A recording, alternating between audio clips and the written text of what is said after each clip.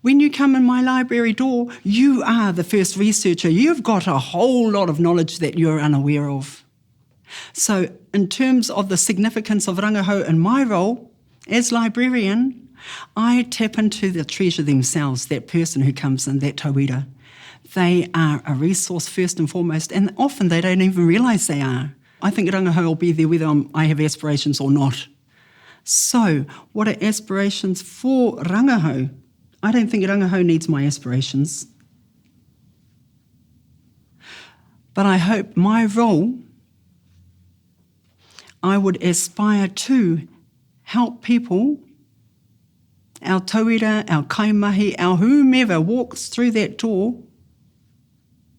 I hope that my aspirations for Rangahau, for whomever, that I will give them the confidence, the passion, the desire. I hope I can engender, impart, inspire people to go do Rangahau or personal Rangahau. That's my aspirations, is to open up the world and say, come, look at this. Go search, do your own searching. This is what you can find.